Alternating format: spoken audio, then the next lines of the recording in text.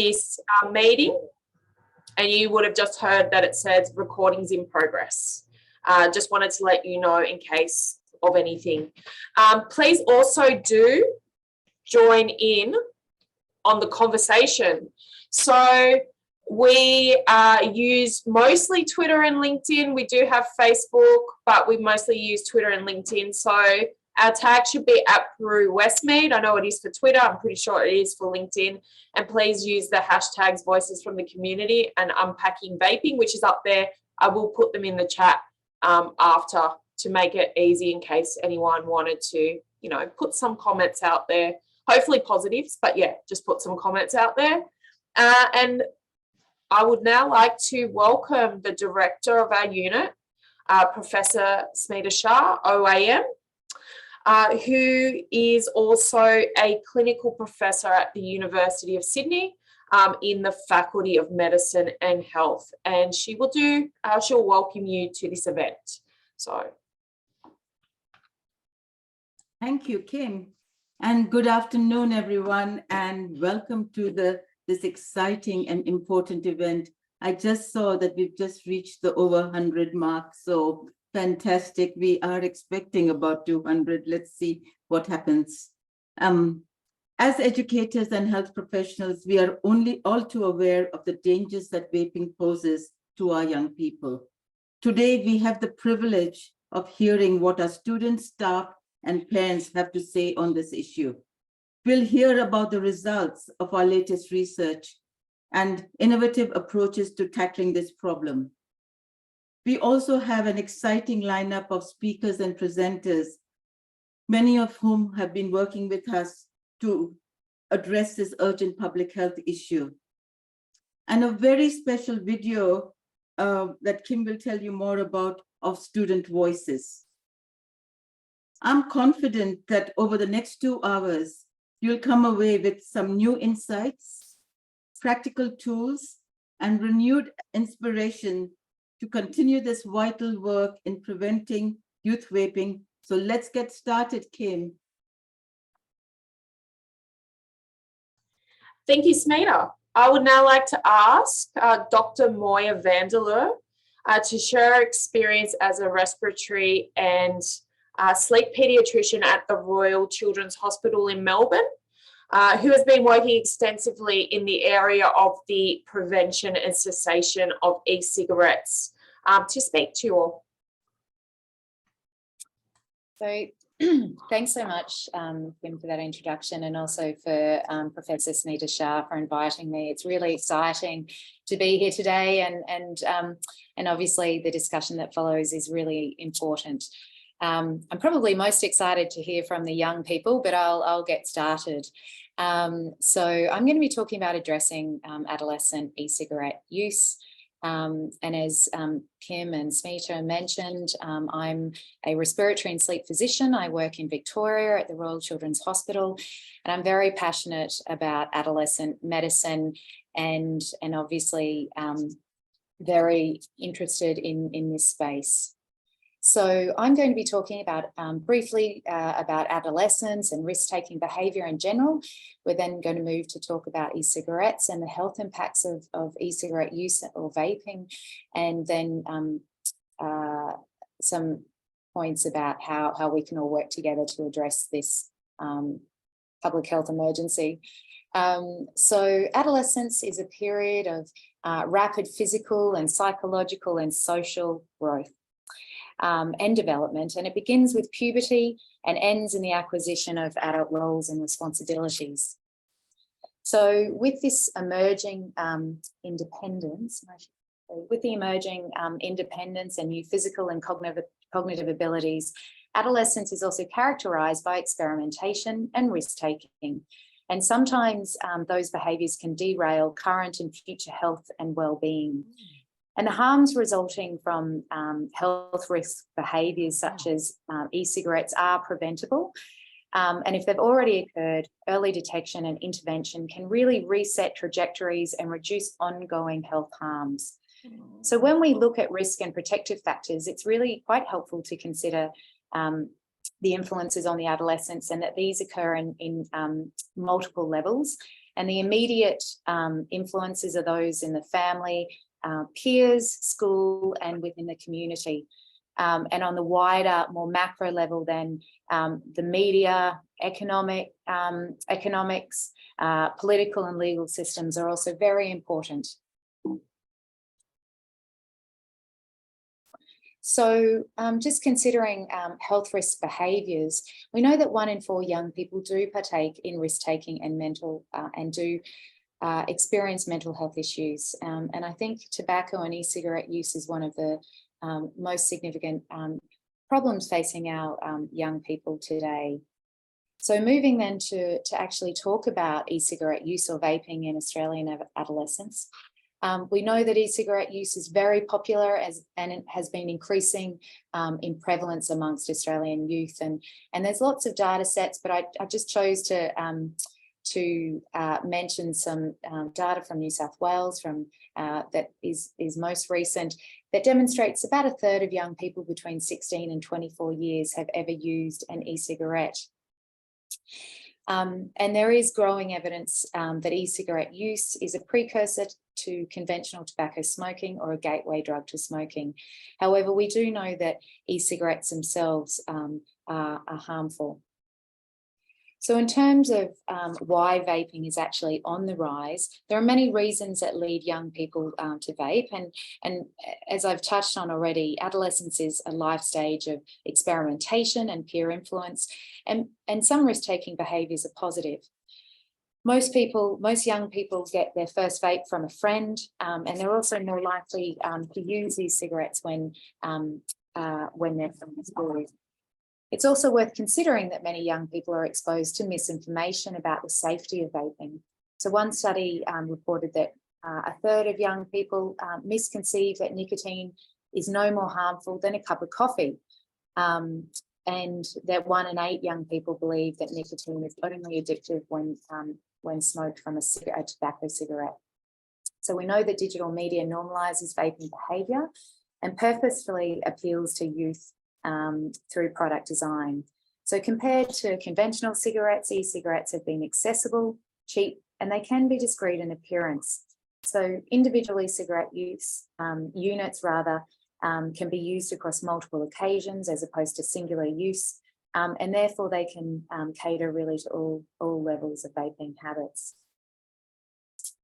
So in terms of e-cigarettes, I probably don't need to spend too much time on this. Most people are aware that e-cigarettes are battery-powered devices that heat liquids that contain nicotine and other chemicals in order to produce a vapour or aerosol. And e-cigarettes come in all shapes and sizes. They can look like highlighters, pens, or USBs. And these devices can be purchased very easily online or in retail very cheaply. So in terms then of what's actually being inhaled, we know that e-cigarettes heat e-liquid to produce an aerosol, and that aerosol is inhaled. And so vaping is the act of inhaling the aerosol. Okay, so and when we inhale aerosol, it's a fine spray of chemicals, and these enter the body via the lungs, and the small particles can lodge in the lungs. And it's important to think about what's actually being inhaled, so what's in the e-liquid. So we know that most e-liquids contain a combination of propylene glycol, glycerine, and any number of flavoured chemicals. Probably the best answer when we talk about, what's being inhaled is to say that we simply don't know, because most of the e-cigarettes that can be purchased at present are unregulated and incorrectly labelled. We also know that the majority of e-cigarettes contain nicotine, even when they're described as being non-nicotine containing. And I think it's important to highlight that we don't know what many of these chemicals are, but when we've done studies looking at the contents of e-liquid, we know that many of the chemicals are actually known carcinogens and therefore put the user at risk of developing cancer later in life. So just to highlight really that there is, the e-cigarettes have not been tested for safety by the TGA or any other consumer safety body, and we should really keep this in mind. So in terms then of the health impacts of vaping, we know that there are short and longer term impacts of using e-cigarettes. In the short term, From a respiratory point of view, those chemicals and small particles that we inhale into our airways and lungs can cause irritation and result in cough. And this is probably the most common symptom. We also know that e-cigarette, that the e-liquids can be very poisonous, and it's the nicotine that is poisonous. And if swallowed, they can cause a lot of harm. And there have been cases where children have died after ingesting or swallowing e-liquid. Some people report chest pain. Some young people get nausea and vomiting using e-cigarettes. And we also know that the actual heating device can overheat and explode and cause burns. In the longer term, I think this is where we continue to do research, but we know that one of the main issues, and I'm going to talk a little bit more about the harms of nicotine, but one of the risks is obviously becoming addicted to nicotine and the harms that we know occur to the developing brain. In the longer term, from a respiratory point of view, inhaling chemicals that are known carcinogens can put the young person at risk or higher risk for developing cancers.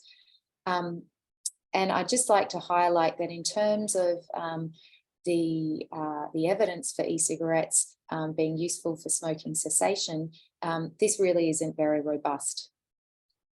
So in terms of those respiratory impacts, I think the most conclusive evidence that e-cigarettes cause harm are we can look back at the public health emergency that occurred a few years ago in the United States, where there were almost 3,000 hospitalizations and almost 70 deaths in people who were regularly using e-cigarettes. And we have had cases of this e-cigarette associated lung injury being reported in Australia, including the cases of teenagers who have developed very serious lung disease in the setting of e-cigarette use. So moving on then to think about nicotine, which is one of the most addictive and harmful substances. And we know that the adolescent brain is particularly vulnerable to the effects of nicotine, and that early exposure can change brain development and have long-term effects. So in terms of nicotine and the effect on the user, we know that it can be linked to mood disorders and in particular anxiety, that nicotine can cause sleep disturbance. It can impair concentration and learning and have long-term effects on the working memory. I think the other important point to note is that we know from studies of young people using nicotine that they're also at increased risk of developing addictions and to other substances. So in terms of nicotine dependence or addiction, as mentioned, young people are more vulnerable to becoming addicted more rapidly and at lower levels of nicotine use. And just thinking about some of the studies that have involved young people and evaluated their experiences, we know that teenagers consider themselves to be addicted to vaping around the frequency of use. So when they describe the need to constantly or regularly use their nicotine-containing device, that they may describe always needing to have the vape on them, that they spend a lot of money on e-cigarettes. They may need to report needing to leave class to vape, or report really having an urge or need to replace the vape as soon as it runs out. In terms of nicotine withdrawal, whereas the previous slide showed, symptoms that children report in the setting of addiction, these are the types of symptoms that health professionals will detect when talking with young people. And some of these symptoms can be overlooked because they might be attributed to an underlying mental health disorder rather than a nicotine addiction. So some of the symptoms of nicotine withdrawal are irritability, restlessness, feeling anxious or feeling down, trouble sleeping as mentioned, and difficulty concentrating. So then in terms of, and I think this is obviously the topic of the whole presentation this afternoon, and probably, or definitely the most important voices are the voices of the young people who are going to teach us more about their experience. But in terms of what we know works, we know that schools have a really important role to play in providing a protective environment and educating children and young people against the harmful effects of smoking and vaping. We recognise that a whole school approach to reducing smoking and e-cigarette use, as well as other substance use, is really important. And that includes, most importantly, students, parents, carers, but as well the whole school community.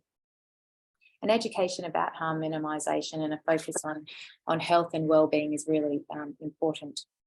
We need to ensure that all of our students have access to immediate and ongoing support in the setting of e-cigarette or nicotine addiction. We need to remember that many young people will not disclose risk-taking behaviours unless prompted, and these are just some. So we know definitely for health professionals that using a framework to address health risk and understand the protective behaviours as we can using a HEADS assessment is really important. And I just finally, I think this is a very topical area at the moment. Obviously, the change in regulation and the reforms that we've heard about in the media. So at present, in terms of the legislation, we know that wherever smoking is regulated, vaping is included, and this applies to whether the e-cigarettes contain nicotine or do not. We also know that it's illegal to sell cigarettes and e-cigarettes to young people under the age of 18. However, the adults can purchase e-cigarettes without that are supposedly without nicotine. And at present, e-cigarettes containing nicotine should only be purchased or can only be purchased with a prescription. In terms of what we've heard from Mark Butler over the last few days, we're all very excited to learn about the new restrictions that will hopefully make e-cigarettes a lot less available, particularly for young people. And those restrictions involve stopping the import of non-prescription e-cigarettes, increasing the minimum quality standards for e-cigarettes, including restricting flavours and colours that make them less attractive, requiring a sort of pharmaceutical-like packaging as opposed to, packaging that is targeted and attractive to young people, and reducing the allowed nicotine concentration and volume in e-liquid. And finally, banning all single-use and disposable vapes. And this is going to be, this is another important measure that also has positive benefits to the environment. So I'd just like to conclude by emphasising that adolescence is a really critical period when health risk behaviours and mental health concerns peak, and that these can have deleterious but preventable consequences for current and future wellbeing. There is significant and increasing evidence about the health harms of e-cigarettes for young people. And public health initiatives certainly have a role in reducing health risk behaviours. Teachers and school nurses, or SSOs, are in a prime position to identify and support young people at risk. And GPs and paediatricians really do need to ready themselves to provide e-cigarette cessation and support for young people who have developed dependence on nicotine. So that's all I have to say, and thank you for listening.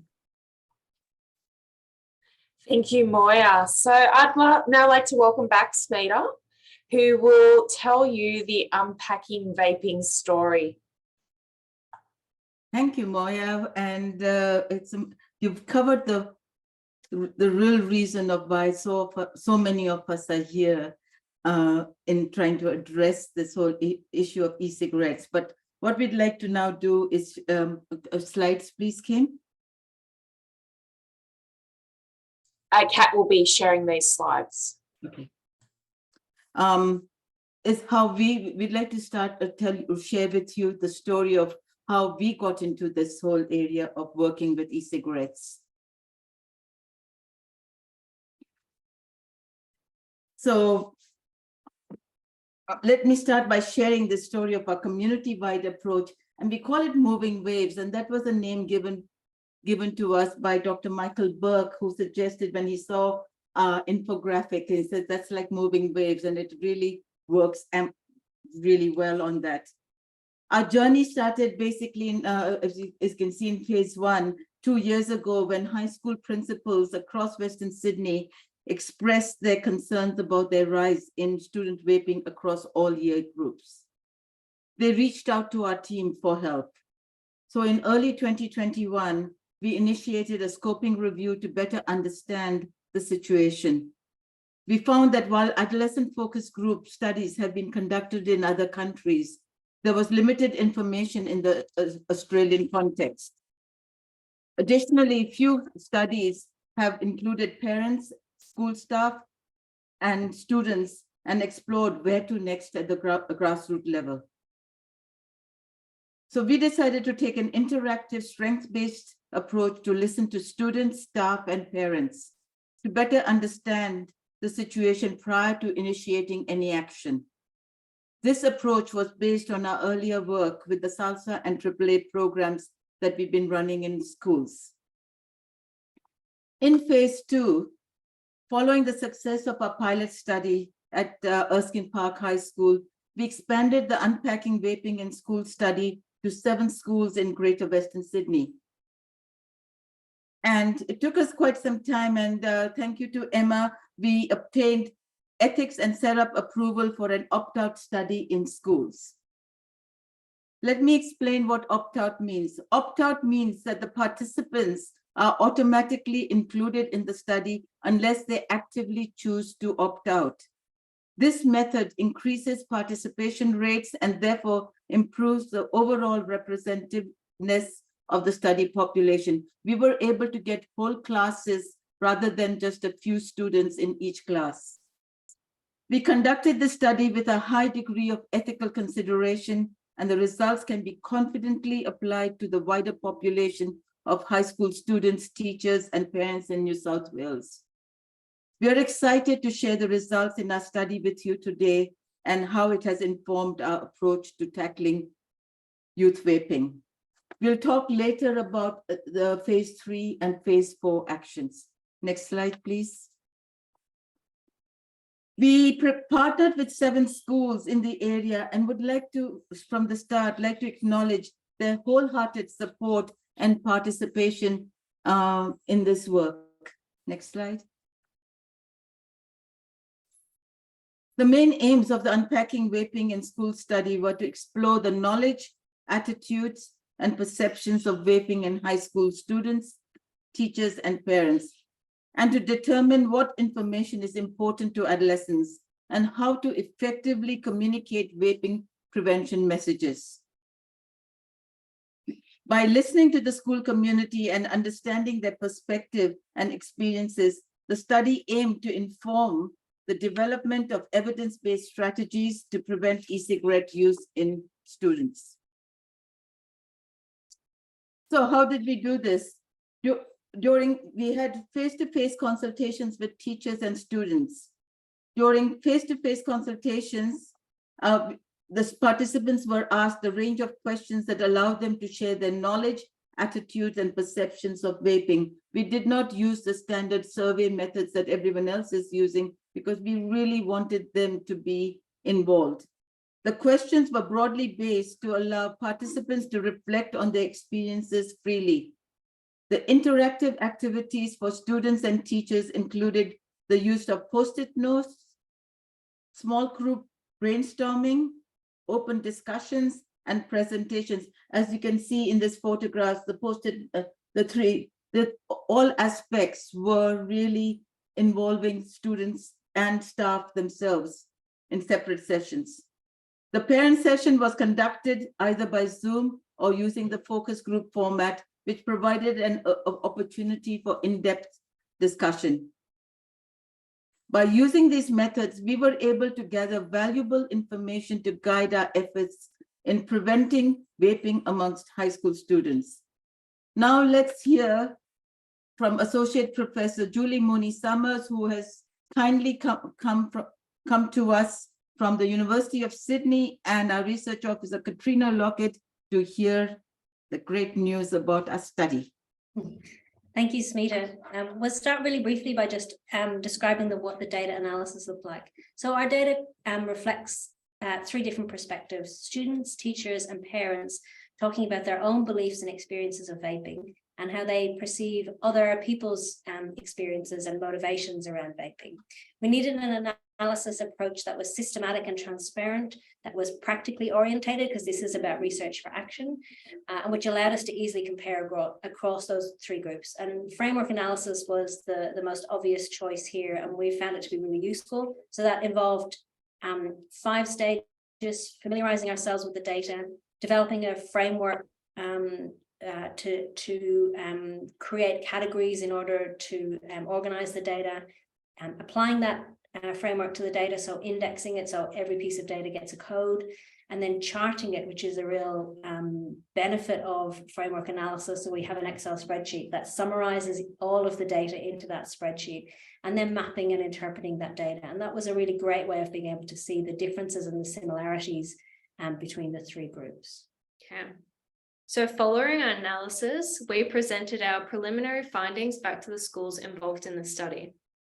This provided the opportunity for schools to give their feedback of how the data related and how they would use these findings. Each school also received a comprehensive report of their school's data, which was delivered to the school by Smita and Kim, together with a 1-page infographic summarizing the data. So Smita has already mentioned that we had several different kinds of data. So what we're going to do in the next 10-15 minutes is to build a picture of what it tells us about vaping. So we start with what the different groups knew about vaping or thought they knew about vaping, and then looking at what they believed drives vaping in young people, and finally what their concerns were. Okay, let's get into it. So to start the conversation about e-cigarettes, we asked the participants to indicate with their post-it notes whether they agreed or disagreed with the following statement. Vaping is safer for students than smoking. We can see here that the majority of students believed that e-cigarettes are not safer compared to cigarettes. This was also reflected by both staff and parents in their responses. Now, this graph represents the number of responses to the question, in your opinion, what percentage of students at your school vape? The overall opinion was that students, staff, and parents felt that around 25 to 50% of the students at their school used e-cigarettes. Okay. When looking at what students, staff, and parents told us they know about e-cigarettes, we found that our data was not dissimilar to the research already conducted by other groups, like the Matilda Centre and the Cancer Council's Gen Vape study. Students, staff, and parents know where students are accessing and using e-cigarettes, that being virtually everywhere and anywhere. All groups also access the information through similar avenues, such as the media, reputable health sources, and social networks. Interestingly, though, staff and parents both reported getting their information from students.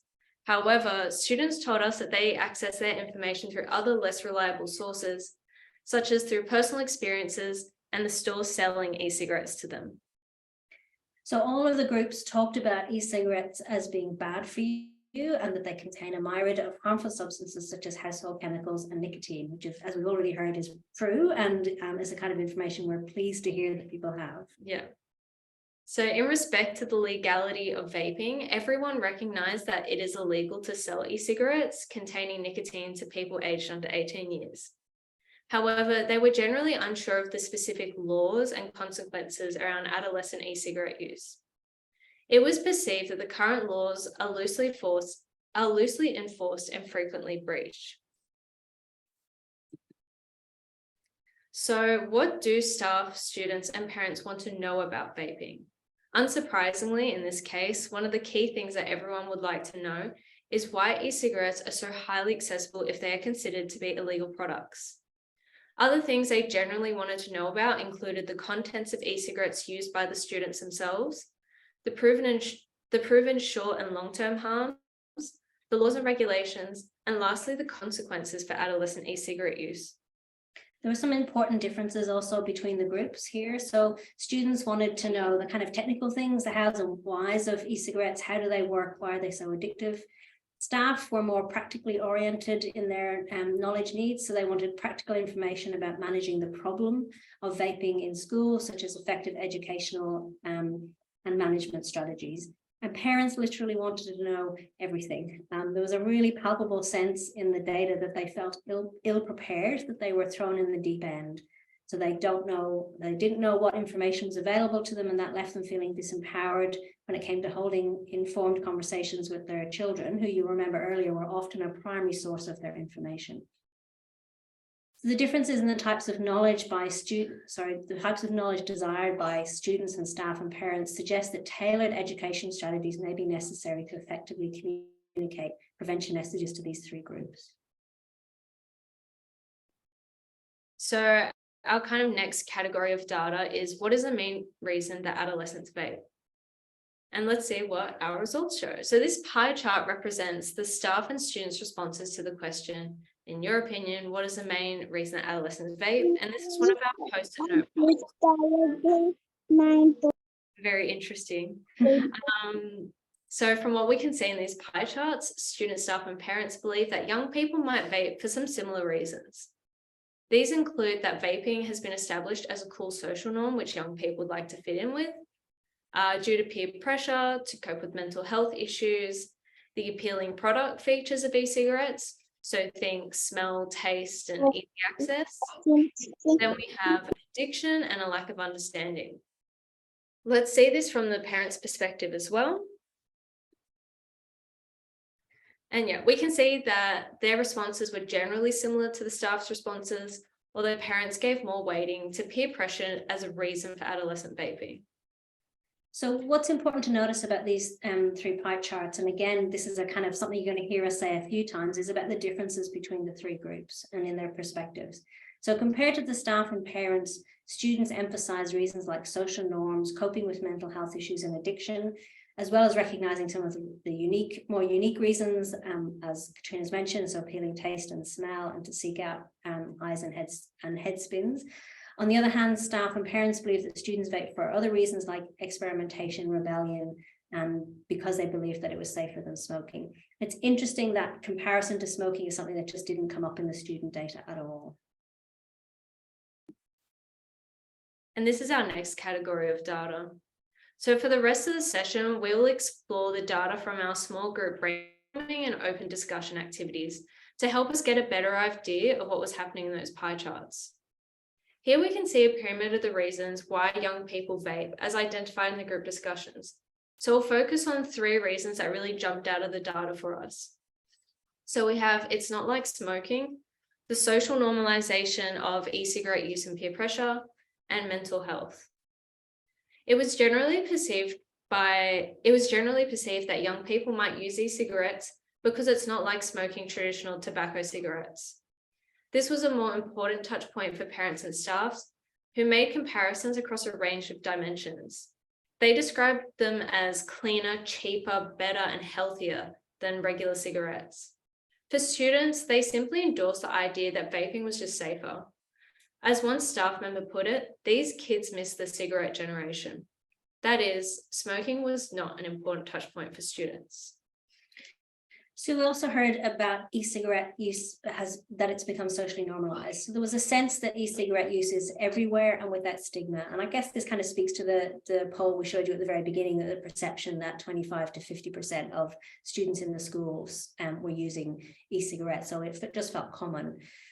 But it was also that it was cool to do. So naturally students wanted to join in and not miss out. So there was a kind of sense of fitting in and peer pressure. E-cigarette use was seen as influenced by peers, social media, family, celebrities, and role models. From the student data, we initially saw that this influence was normalization rather than explicit pressure. So it kind of felt a bit softer than what we think of as peer pressure.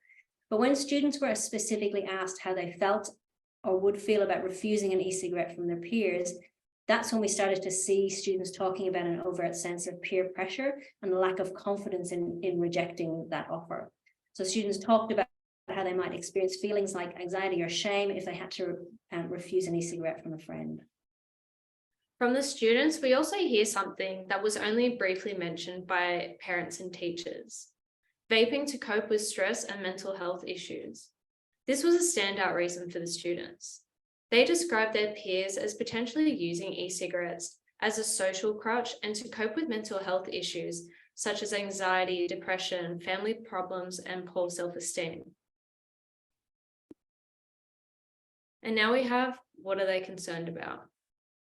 So as you can imagine, everyone was actually quite concerned about the health and well-being related harms of e-cigarette use in young people.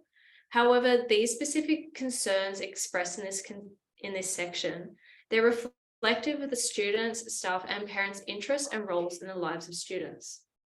So when looking at students, they were able to identify an extensive list of serious harms like cancer and death, but they spoke about them as occurring as something distant in the future. More immediate and pressing concerns for students were actually related to the misuse, addiction, and gateway effect of e-cigarettes. They worried that e-cigarette use could be harmful if they became dependent on their vape as an unhealthy coping mechanism, and consequently losing yourself to addiction. Moreover, students worried that e-cigarette use could also lead to the uptake of other risk-taking behaviours, like drug use. Staff and parents expressed concern for a broader set of harms which could affect students in the long and short term. So staff talked about issues related to student learning, education, and behaviour in the school setting. They talked about vaping, particularly the management of vaping in school, and the kind of disruption that caused, about students becoming aggressive when e-cigarettes were confiscated. They were also concerned about the kind of having to get involved in close monitoring of school bathrooms and what that would mean for other students who are trying to access those amenities. So of course, their interests are the actual students who are vaping, but also the broader student body. Yeah. And in a similar sense, parents were primarily concerned about their capacity to genuinely engage their children. Parents expressed that the discreet nature of e-cigarettes makes it really difficult to open those honest conversations with their children, in addition to not having that kind of information. So overall, it's important to recognise that the different groups had different interests and different perspectives, and so different concerns around e-cigarette use. So rather than a one-size-fits-all solution, it really speaks to the need for a comprehensive approach that addresses both the immediate and the long-term harm of e-cigarettes and considers the unique needs and perspectives of the different groups. So now that we know all these reasons and concerns, we'll go to what can we do about it. So through listening to the school community, we heard about a range of recommended actions, which can be categorized as increased education engagement or surveillance and consequence. So here's what students, staff, and parents would like to see implemented to address e-cigarette use in their students. So firstly, there needs to be greater education which addresses the unique needs and preferences of everyone in the school community. However, staff strongly recognise that the engagement of the whole school community, including parents, will be crucial to the reinforcement of prevention messages delivered to students. Young people require further education through a variety of approaches as each student learns differently. So the focus needs to be on how they learn in addition to what they learn. So for example, students learning through alternative methods like group discussions, interactive activities, and peer-led initiatives. Thirdly, we have prevention messaging for young people. It should be clear, direct, and age appropriate and delivered through a variety of strategies. So like social media, school-wide campaigns, and role models that students relate to. Yep, and there is also a strong emphasis that prevention messaging should center on youth voice, as in coming from students and young people themselves, not our teachers. And then fourth, we have staff. So staff have the broadest view of what should be done to prevent e-cigarette use. And they would like to see a whole school approach. And this kind of, instead of just throwing around buzz terms, this actually includes the development of clear strategies to reduce vaping in students, policies from the Department of Education which support these strategies, e-cigarette education provided for staff and parents, and external cessation support for students, which is provided within the wider community. So what we can see is that it's essential to involve all stakeholders. And I mean, that's a funny word sometimes, stakeholders. And I think it's important to kind of remember that the people who have an interest in this problem and who are thinking about it, and that's the students, the staff, the parents, and community organisations. So they all need to be involved in the development and the implementation of strategies to prevent e-cigarette use in schools. This approach ensures that everyone understands their role in addressing the issue and that there is a sense of shared responsibility to create a safe and healthy school environment. So we wanted to wrap up the presentation, and we've kind of taken you through the data at quite a pace. So kind of, I guess, the kind of main messages that we see as coming out from that. One is about how important it is to recognise the differences in how the groups understood youth vaping and their concerns, and that these differences unsurprisingly reflect the relationship or the role that they have each group had in students' lives. So no one-size-fits-all approach. That students require more education, but probably not in the way that we think about education. So how we engage with young people is likely just as important as the content of the messages. So that's a point Katrina's just made. We need a whole school approach to support the prevention and cessation of cigarettes in students, e-cigarette use among students. And I think it's also important that that's placed in a whole of community approach. The confusion that we talked about at the very beginning around the legal status demonstrates that young people and staff and parents are receiving mixed messages about, if something is illegal, how come it's so easy to get? And so we really need to think about how that whole of community approach works.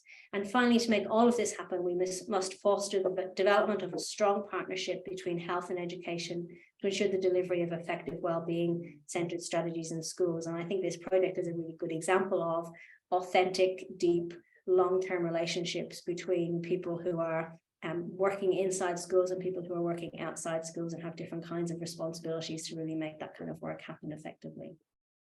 Okay, and that wraps us up. Okay. Wow, thank you so much for that, Katrina and Julie. That was actually so riveting. I know I've heard it before, but I mean, I really just like hearing how you guys go through those findings and you know, just highlight really the key messages that come from it.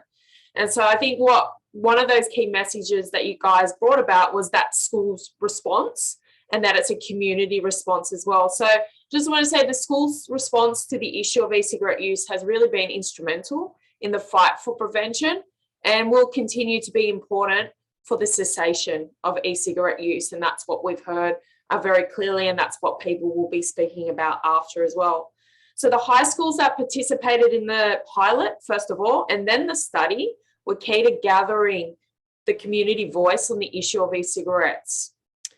You'll now watch a short video where the students have the floor to talk about their involvement in the study. I'm just going to put a disclaimer out there. This video was put together by me. I'm not by any sense some kind of really genius on this stuff. So I do warn you, the sound is a little low. So I encourage you to put your sound up to 100%. I'll optimize it from my end, but please do listen to their words, because they are actually really powerful. And now I'm wishing I could go back and just get them to retake that sound a few times, because I've been blown away by what they say. So I will share that with you now.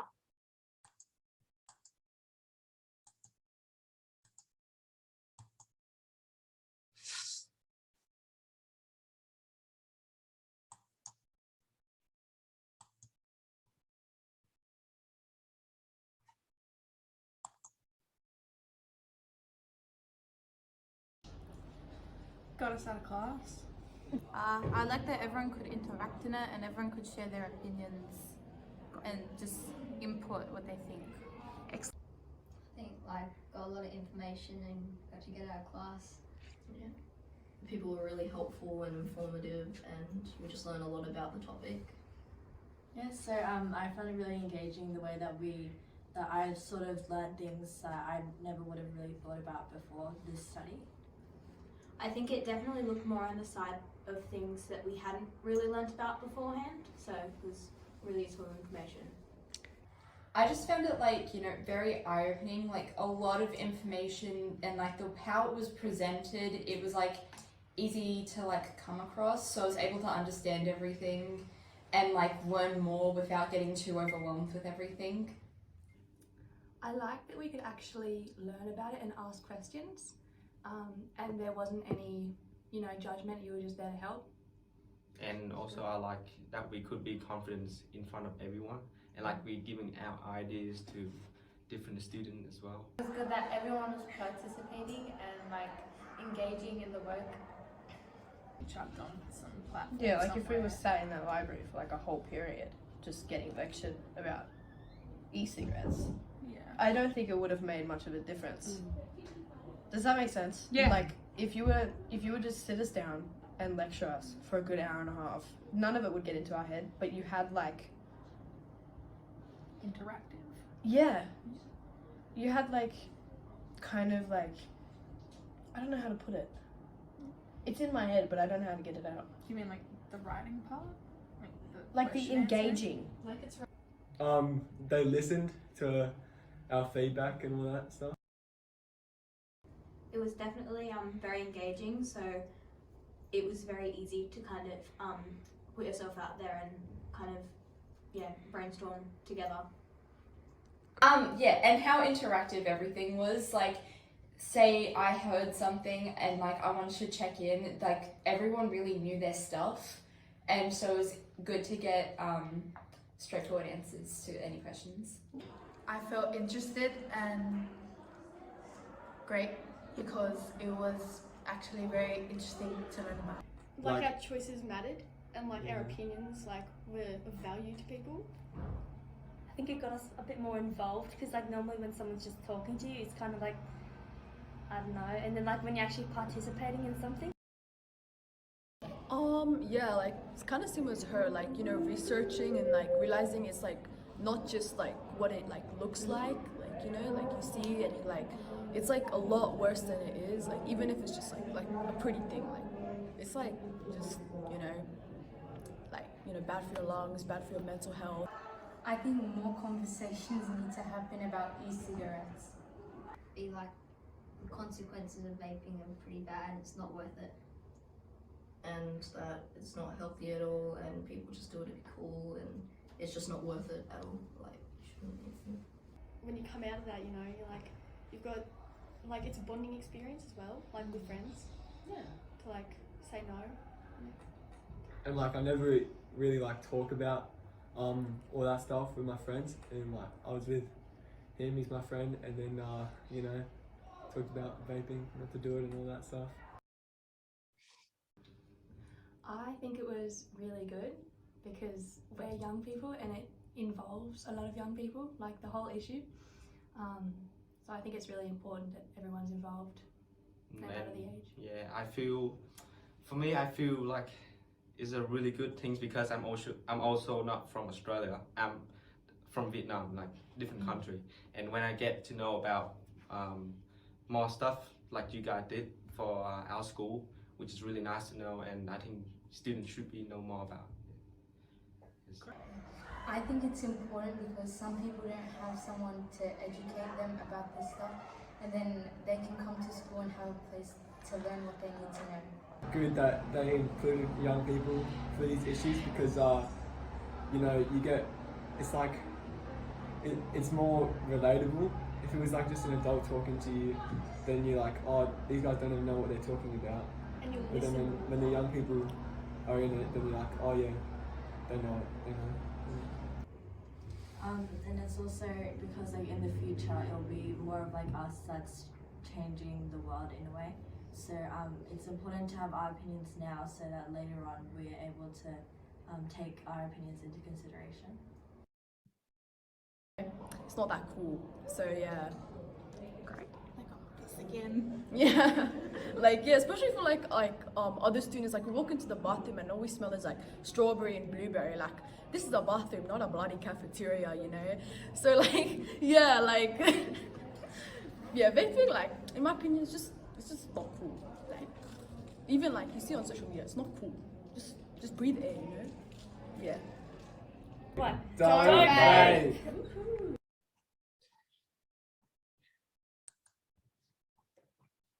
So as I said, disclaimer on the sound, but you can see the messages coming from the students are quite brilliant. So I hope you enjoyed the video, first of all. And then now I would like to, continuing on with the school response, ask John Meng, who is the Principal Education Officer, but was the former Deputy Principal at Rudy Hill High School. to share his experience of the vape detectors in the bathroom. So John, I'm hoping you can share now, but let me know if you can't and I'll try to troubleshoot. I'll give it a go. Thank you, Kim. Kim, whilst we are waiting, can I just encourage everyone to make in the chat to just make some comments about the video as well, just to be really as Kim did the most amazing job, and I think we just I'm okay without that. Thanks, no, but Smita. for the students, we want to give some feedback to the students as well. Thank you, Smita, and thanks, Kim. I really enjoy your Academy Award. Great video, especially the content of video, very engaging. Thank you. Good afternoon, everyone. Again, my name is John Ming. I'm ex-deputy principal at Rudy Hill High School. I had an opportunity last year to run a little project after the installation of vapor sensors in student toilets, and I'd like just to share some experiences and data and also some recommendations in this afternoon to you. My good colleague Joanne Yung is also at the meeting today. So if you have questions about this year's system or new way to run the sensors, then please follow up with Joanne. And my thanks to Principal of Rudy Hill High School, Christine Causey, who gave me the permission to use student data today. I'd like to pay my respect to Aboriginal elders in the past, present, and emerging. Welcome Aboriginal colleagues with Aboriginal background coming to the meeting today. Starting with a quote, "A system is only as good as its operator." That's precisely happened last year. The department is actually talking about the initiative of installing sensors to all the public schools in New South Wales, part of the Labor government election promise. But what I'm thinking is that when you invest money and time without a proper human intervention in there, the system will not work. So 3 components of the system. On your left, you can see teachers. In the middle, the sensor itself. And on the right, and walkie-talkies. So back to 20th century technology works. So a brief introduction to prevent students of Rudy Hill High School from vaping in boys and girls toilets. We knew the problem before and we were looking for a solution. So 2nd of September 2022, 10 vaping detectors. We used a brand called the Hello Smart sensors were installed in term 3 in September. Suddenly, the sensors feature a timely back-to-base data reporting functionality, which enabled the school to track real-time data to inform our practice. And the data reveals that the detection system does deter vaping. I can't say eliminate, but definitely deterred vaping in toilets only when a complementary human intervention, as I mentioned before, are in place. Very quickly, this on your right is a map of Rudy Hill High School. The orange area are highlighted. They are the location of student toilets, boys and girls. The green man on the right is myself sitting in my office as a part of team monitoring the process. Very quickly, how it works. Deputy principal and teachers working as a team. When teachers on playground duty, we all equipped with walkie-talkies. There are 4 sets of walkie-talkies you can see. It's bought from Harvey Norman for about $60. Very small investment. So immediately after the detector detecting vapes, tobacco smoke, marijuana smoke, noises above certain level, the DP receives email, and immediately I would actually using walkie-talkie to alarm teachers on duty. So what the teachers need to do then is enter the toilet, make some noises, knock at a few doors of the cubicle. Of course, we're not going to search bags and so on, or just wait outside the toilet, waiting for students to come out and check the bags.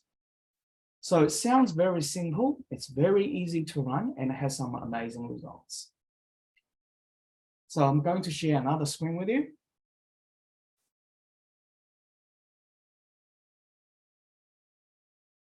Here we go. So this set of column graphs really explain to you our journey last year. So 2nd of September, when the sensor were installed, there were no human intervention.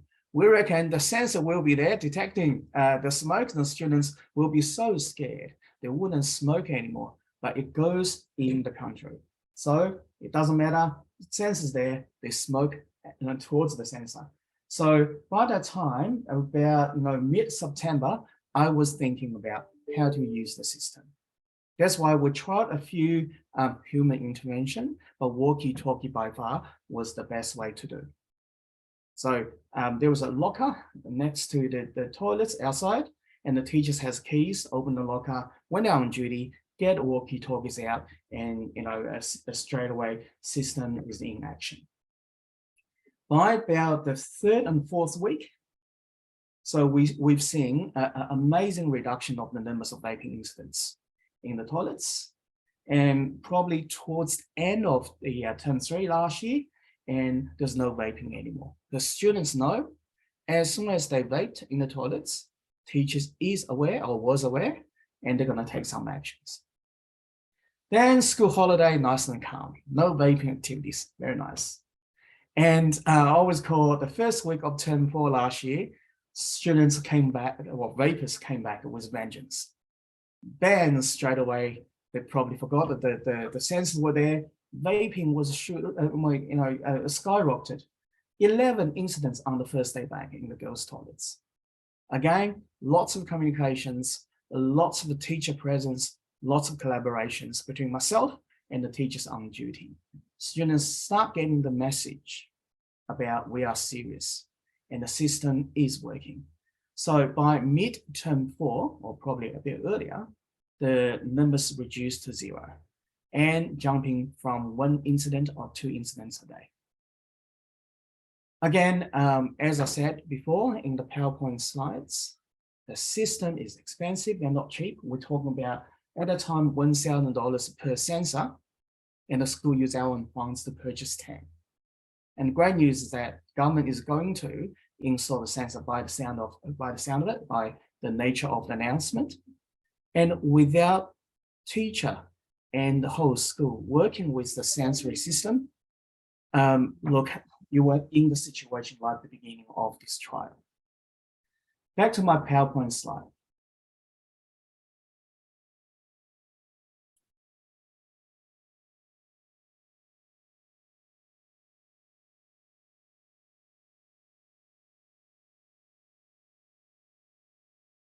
I'd just like to think about it is a whole school approach.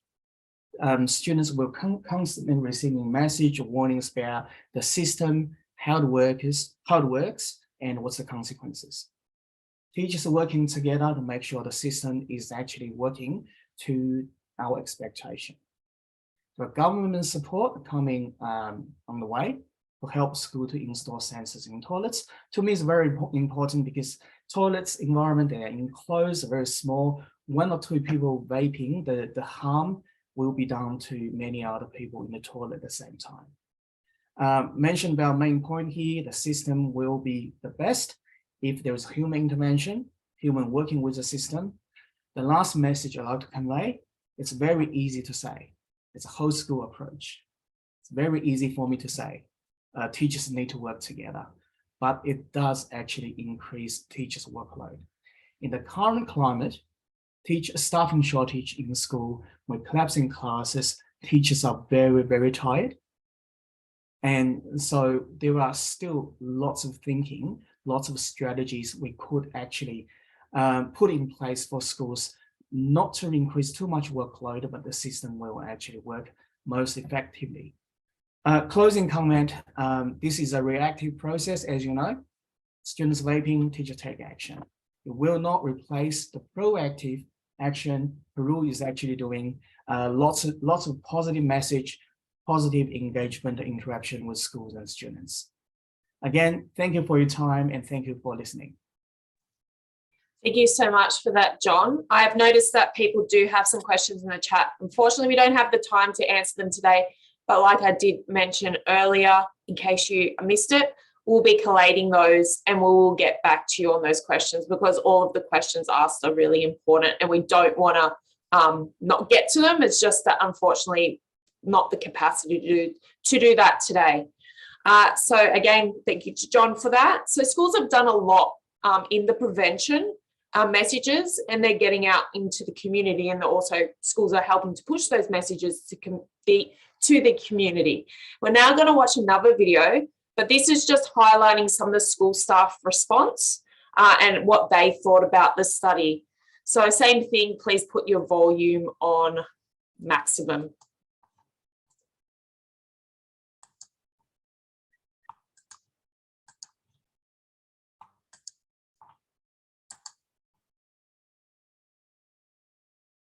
I love that we got into groups again.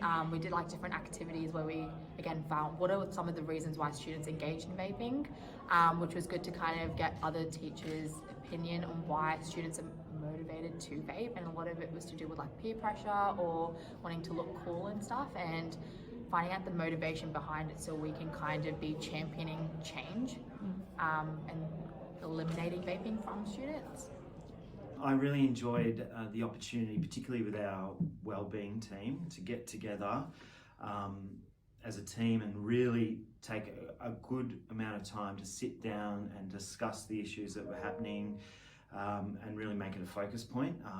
It was nice to hear everybody's perspectives and information, and it just reinforced the message that we were, you know, we did have a common goal, and it was good to sort of understand some of the things we could try to tackle the e-cigarette smoking. I enjoyed being part of the study, so I got to be part of all sections of our community. In terms of the staff survey, it was really interesting to hear about what staff's perceptions of vaping were, and also to be able to contrast that with what the student and the parents' perceptions were about vaping and how much each group knew about the subject. We got some really interesting information back. Well, it gave us a bit of a forced push to get moving on some of these things. Like, it's not a new issue. The e-cigarette smoking, the vaping in schools has been a growing concern for a number of years. So it really gave us the leverage to do something, take action. I really enjoyed the opportunity to, yes, meet with the staff, but also obviously you guys met with the kids, and that was a good opportunity to do work on the ground there. But we had a very small Zoom with a number of parents, even though it was a you know, small audience. It was an important thing to do, to hear what the parents had to say about the issue, and they had some genuine concerns. I think there was a lot of emotion around it, and it really heightened the fact that we were, you know, doing some good things but needed to do more. Yeah, well, I thought that you had a really good, powerful group of parents on. Yeah, and definitely we took down the vape shop up the top of the street. Oh my God, that's now closed. So that's a breakthrough, and that came out of that meeting, that information. Yeah. Yeah, I was really excited to take part. I feel like for myself personally, I was part of a generation where smoking was huge when I was young, and I think that there have been a number of policies and programs that have come through that have really started to limit the numbers of people smoking and change the perception of smoking in our community. So I was really concerned when vaping and the use of e-cigarettes started to become really popular, and particularly when big tobacco companies were targeting young people and teenagers deliberately with vaping products. So I was really excited to be part of something that was starting to address that issue. Takeaway message would be the consequences of vaping, what motivates students to vape, and how as teachers it's not just about confiscating it, but like I said before, championing change, like trying to find out the reason why they vape so we can get them to stop altogether, and learning as a whole school how we can kind of go about creating change in the school for that.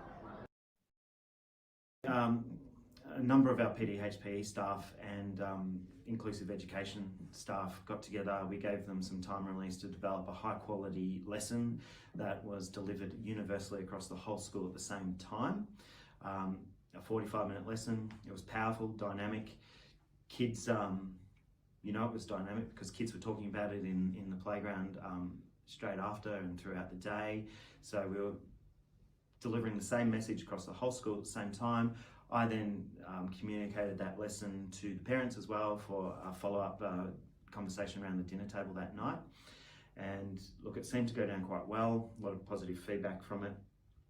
So then we invited the primary schools to have our staff come out to the primary schools and be delivered the similar lesson. So a few primary schools in the local area took us up on that, and they were appreciative of that as well.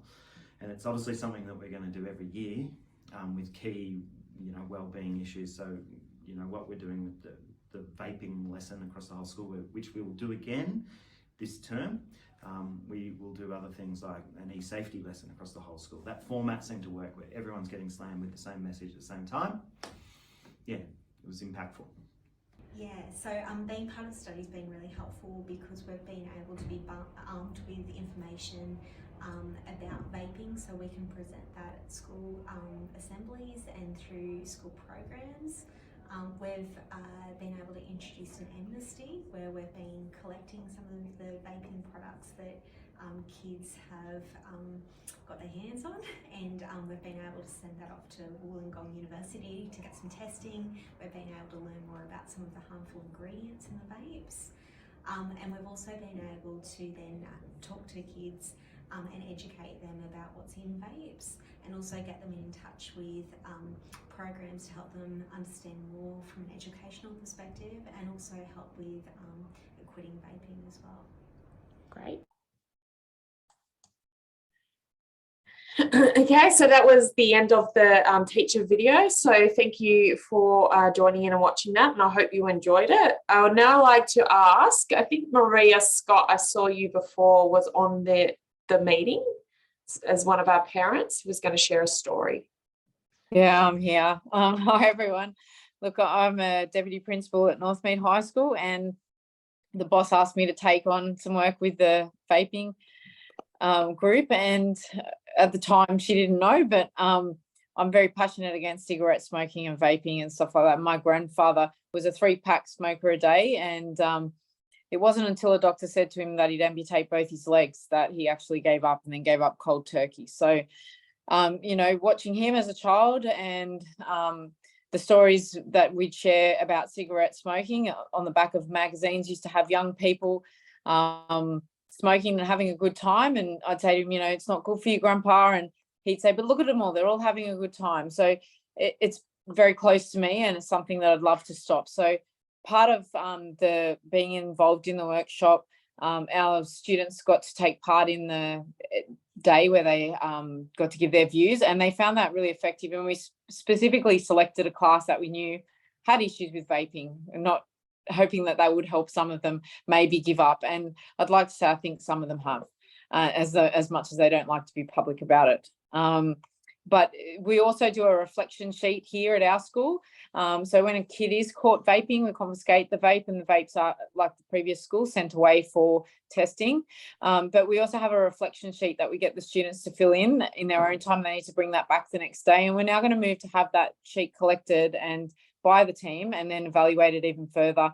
And I was just taking note on some of the things other people were saying that I could probably even add to that. So it's just in that reflection sheet, it's about the kids actually researching about vaping and the effects it can have on the body, and the side effects, and the injuries that it can cause as well, things that they might not be thinking about, and they're not then being lectured about those things. They actually have to go and do it themselves. So hopefully we can help put a stop to vaping. We do feel it's quieted a little bit, but we're also skeptical that maybe they're hiding it a little bit better.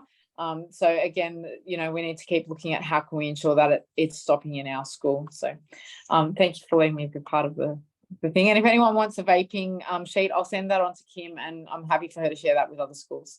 Thank you. Thank you so much for that, Maria. I really appreciate it. So I would now like to ask Smita to rejoin and speak about phase 3. I will share the slides, Smita. Thank you.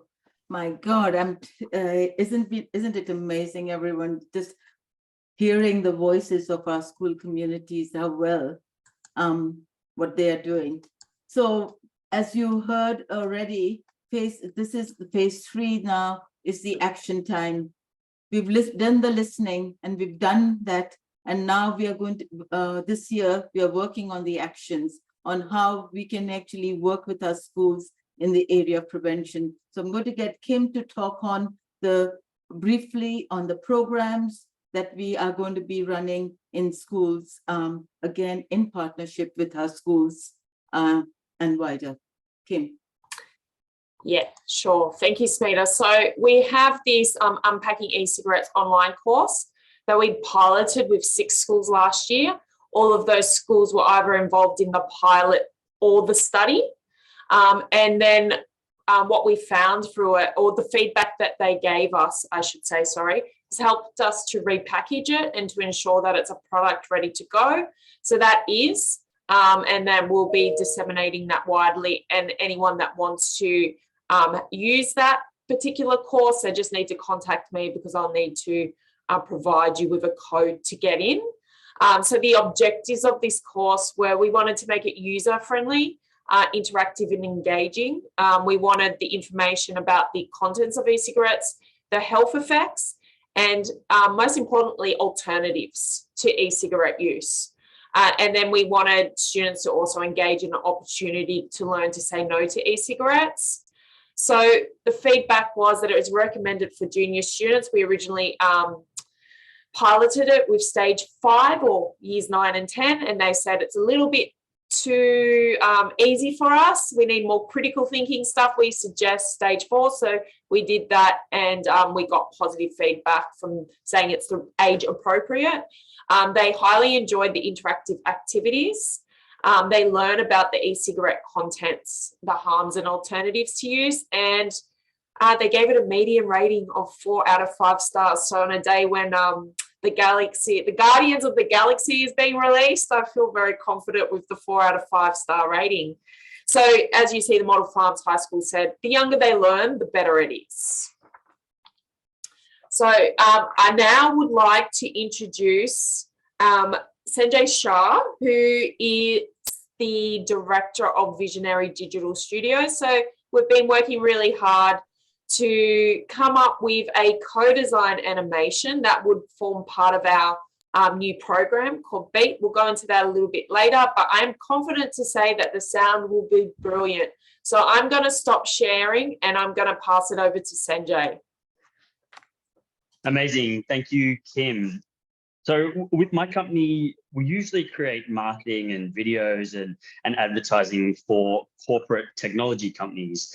So the content is generally for more, corporate type decision makers. So this was a really exciting project for us because it's something really different and we get to make a positive impact on young people. And I think everyone on this call at the moment realizes that that's really powerful because if you get it right, you make a positive impact on young people, that then creates a cascading impact in the world as they grow and they kind of make their mark in the world. So for this video, obviously we wanted to create an education piece. We wanted to teach them about why they should quit vaping and how to quit vaping, but really, really key, we wanted to make it relatable and enjoyable for the students who often have so much media competing for their attention at all times, right? So the way we did it is we used a method we call co-design, and this was originally pioneered by PERU. Actually, we've done this a few times over the years. So the way we do it, PERU brings the research and the science around vaping, and you can see they've done a lot of preparation there. My company, Visionary, we bring the strategic video production skills, the marketing skills, and the graphic design skill sets. But then really key, we have the students advise us on what's relatable for them. So everything about how they speak, what type of words they use, how they like to be informed. But we went quite deep. We even asked them, what are their favorite music choices? How do they want us to design characters? How would they design scenes? We went even further than that. We asked them, how should the characters be dressed? And even down to what type of piercings should the characters have? So we take that feedback from the students, and then we can integrate that into a video, which is first of all educational and based around science and research, super key, but also something that the students can relate to, they feel like they've been involved in, and I guess key, they'll sit through in a classroom. So today, we want to show you a 1 minute in progress clip of that video. It's just the introduction section, but it gives you a really good idea of what we've all created as a team.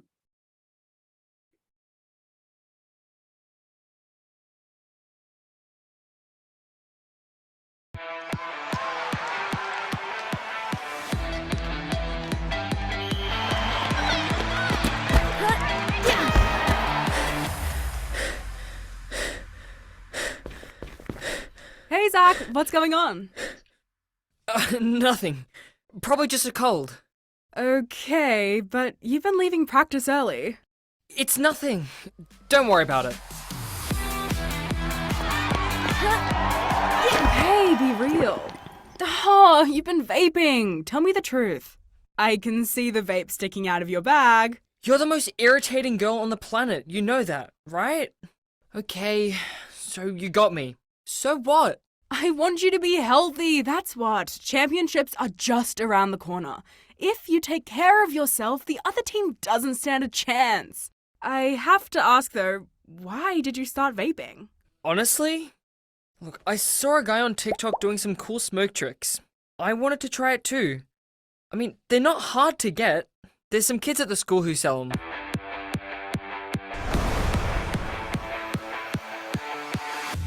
My friend Heidi keeps telling me it was safer than cigarettes. You know, companies that sell vapes always tell you it's healthier than cigarettes, but they're lying. Those fancy flavors are just marketing tactics so they can sell you more. Anyway, I've gotta go. Family night. Cut that stuff out though. It's not worth it. See you tomorrow? For sure.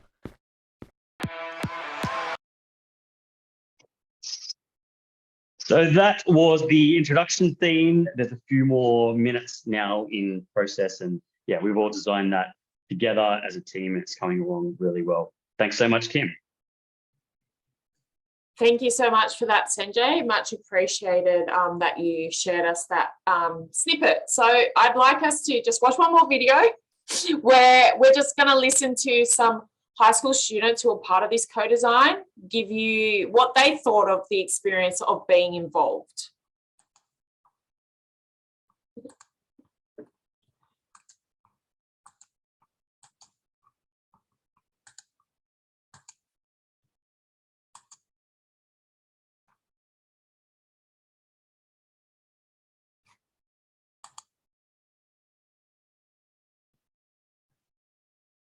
Because it sends a message that vaping, even though it gains popularity, it's bad for your health in general. Yep. And that you have to prevent it. Wrong. It's like, what have you learned over the years? Oh, hold on. My audio's. Like student children voices was also really good as we could get like authentic input into the project. And that the way that we can also educate others about the dangers of vaping, I think that was pretty special. I felt like being part of this project, we needed to get the message through. That some people, they say, oh no, vaping's cool, or we're gonna vape because it's not gonna hurt us, it's safer than cigarettes, and the truth is they're just as harmful. Yeah, vaping is a really prominent problem in Australia, it especially influences young minds and often leads to really horrible consequences. So yeah, I think it was really important to spread this message. Help prevent these types of problems, and like the least you can do right now, if you can't do anything, is just to speak about it. Talk about how this really popular thing is actually bad, and by preventing yourself and trying to prevent others to do it.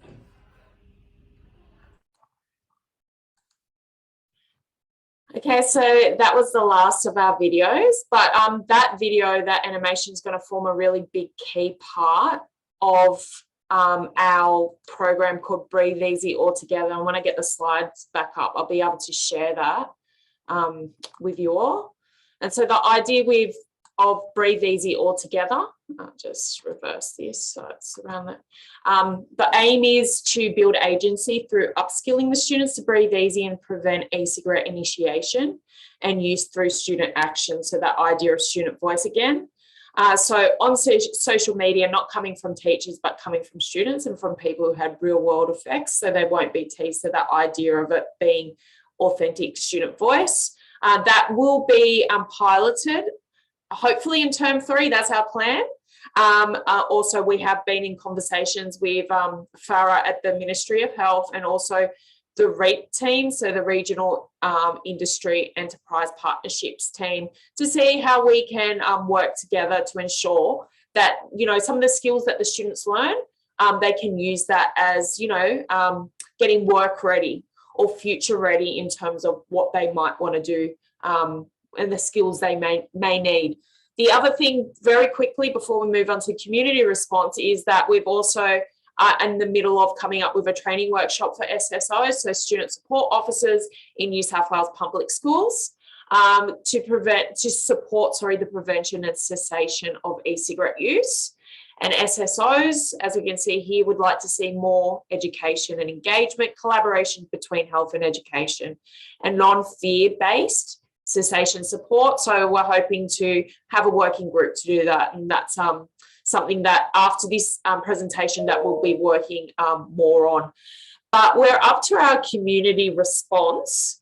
And so with the community response, the first person I'd like to welcome to do this is adjunct Professor Michael Burke, who's a GP at Kildare Medical Centre in Blacktown. So if I can welcome him, and I know he has patients around. So thank you, Michael, for taking up your time to do this.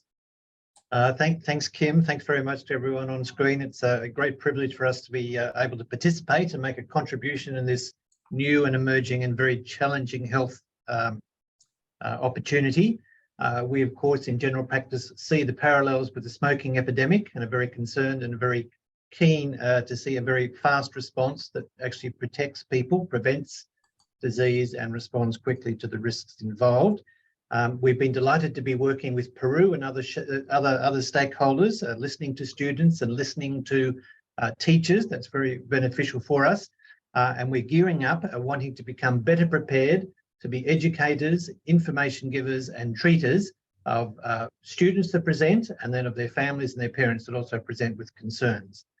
We've been in participation with Western Sydney University student Erin Lipovic, who's been doing a review of all the resources that are currently available. So we've learned a lot from that. We've done some trialling in local doctors groups. We've done an excellent meeting with the Blacktown Medical Practitioners Association. We've got an upcoming event with the Hills Doctors Association.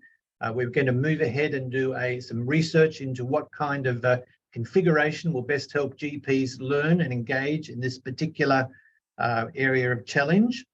And we see that we want to become a key resource for young people, their parents and their families to access appropriate information and treatment.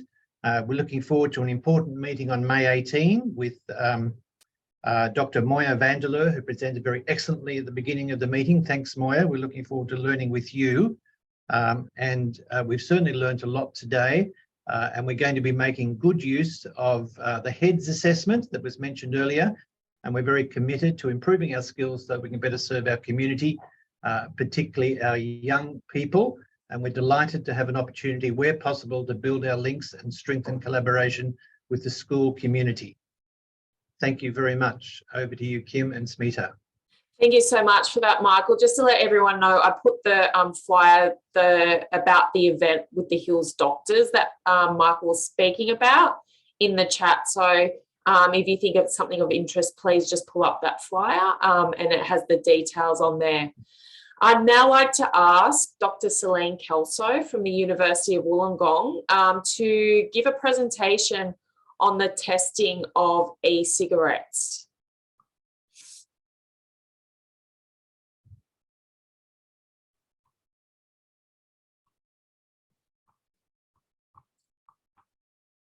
Sorry, Is Celine there? maybe not. Wait, Celine Okay, has started sharing, so yes. Yes, I'm around. I was Hi, struggling Celine. to sharing the slide. Hi, everyone.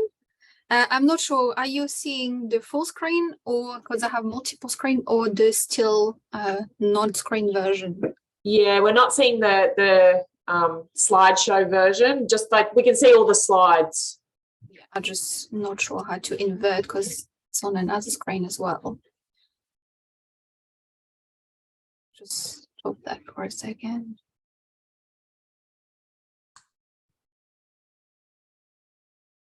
Wow. I think instead of struggling, you'll have to see the slideshow this way, and I'm sure that everybody can still see all the slides anyway. All right, so I'm a chemistry analytical chemist at the University of Wollongong, and all the vape confiscated from the 7 schools that participated in the PERU intervention have been sent to us for analysis. So I unfortunately can't share much result, but I can definitely shed some light on what's contained in the vape. So everybody know that there's been a recent uptake of disposable among young children, especially. Vapes have been around since 2003, but the market has evolved with quite a large range of devices over the year that takes different shape, form, whether you can refill them or use pods. The latest fashion is the disposable model, which have seen a large increase in prevalence. They have increased in capacity, so more volume of liquid contained with more puffs per devices. Recently, there has been also an appearance of rechargeable disposable. So although your liquid has still run out, but your battery may, you're able to recharge the battery and continue using the liquid within that device. As presented by a few other people, they are easily obtainable and have been of high uptake. So what really chemicals are present in the vape? So I'll go through the different categories of chemicals we have come across during the chemical analysis. So first are the carrier fluid, propylene glycol and vegetable glycerin, which are the 2 main carrier fluid that are contained in the products, and they common use in cosmetic and food products as well as in theater smoke.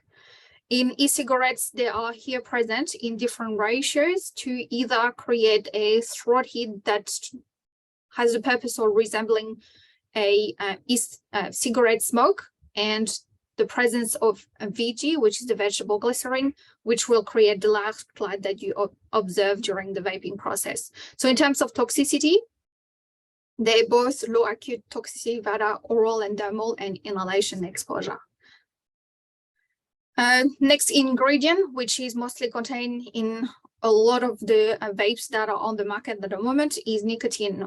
We all know that nicotine is highly addictive, but it's also a highly toxic chemical via oral exposure, and an estimated only 500 milligram ingestion can be fatal for an adult and a much lower for an infant. Nicotine is present in a salt form in most of the devices, as it allows to put more nicotine in the milliliters of solution that are contained in this device.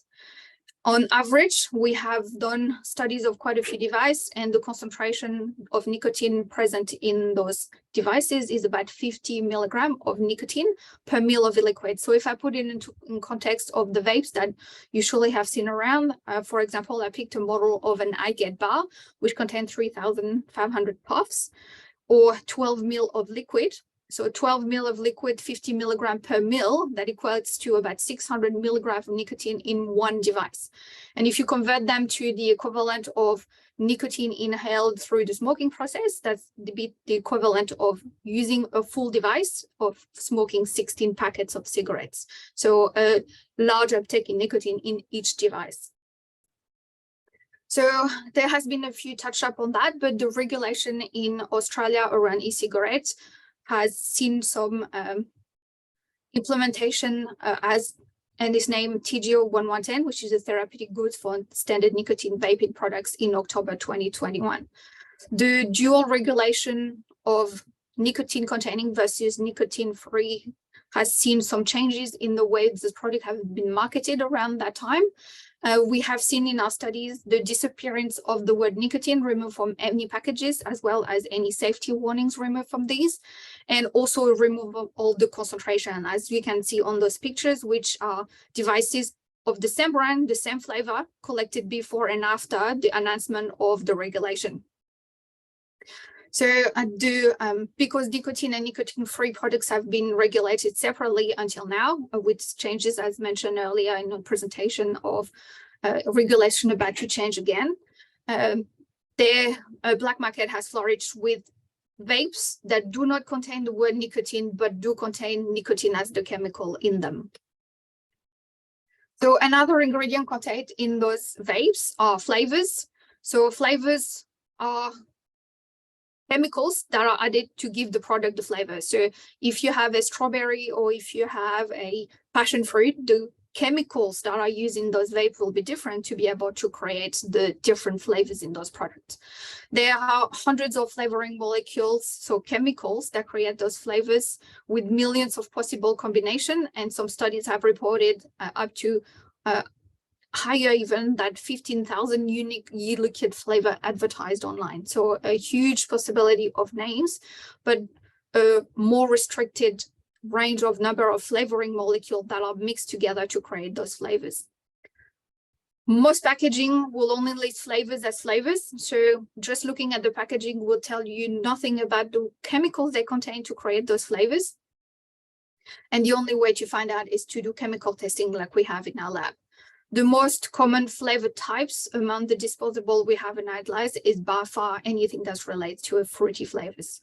In terms of toxicity, the flavors are all considered safe for ingestion and have been used in any kind of products, cupcakes, lollies, and are safe to be eaten.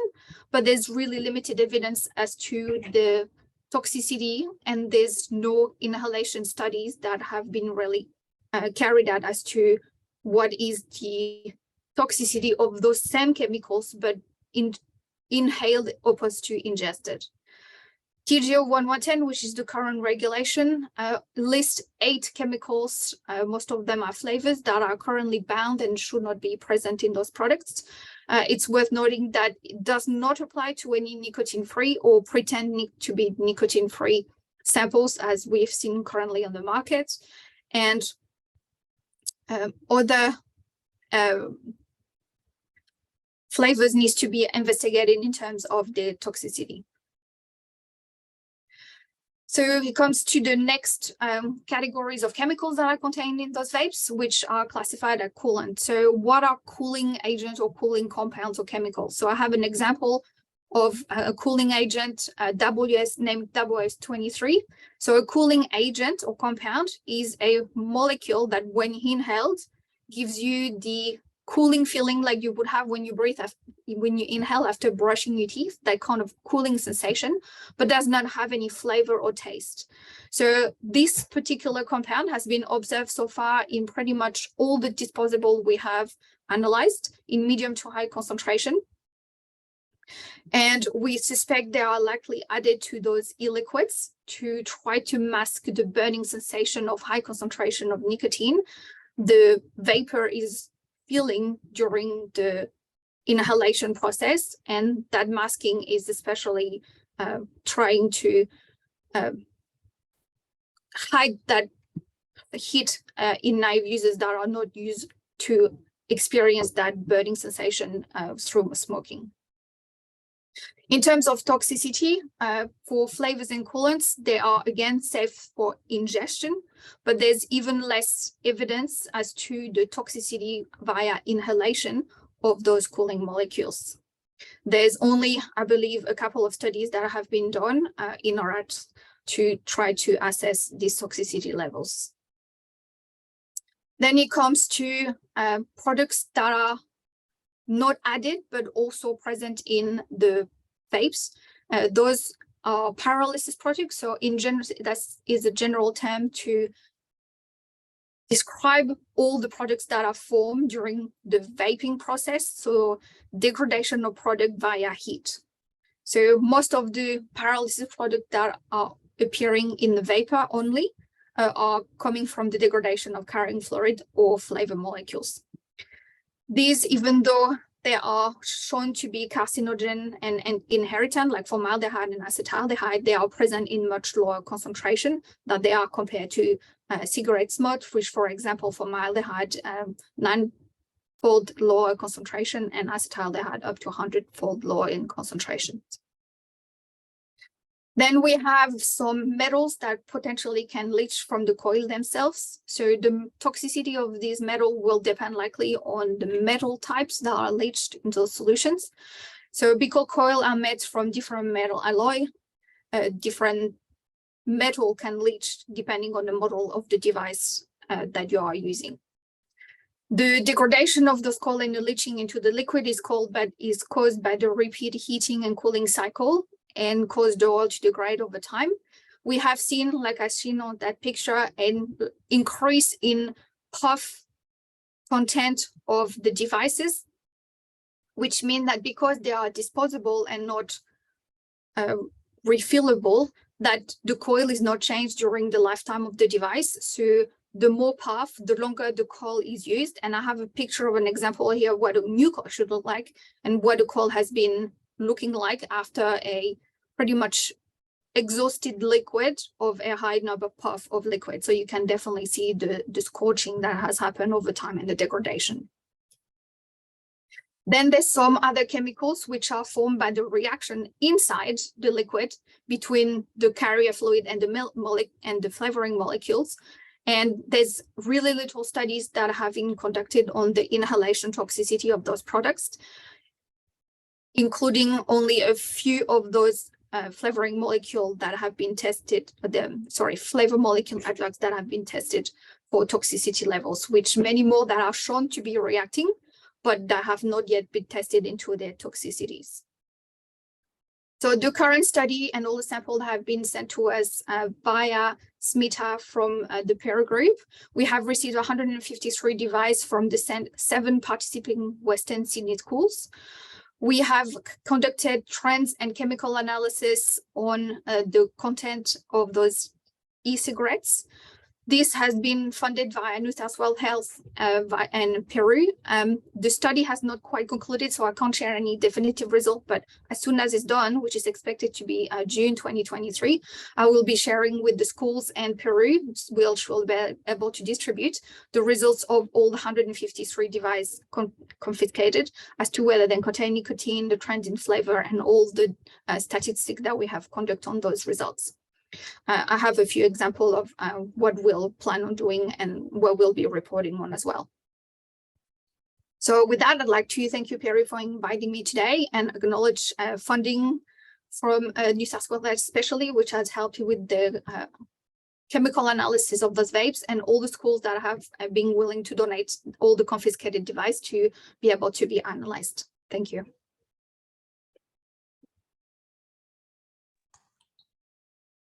Thank you so much for that, Celine.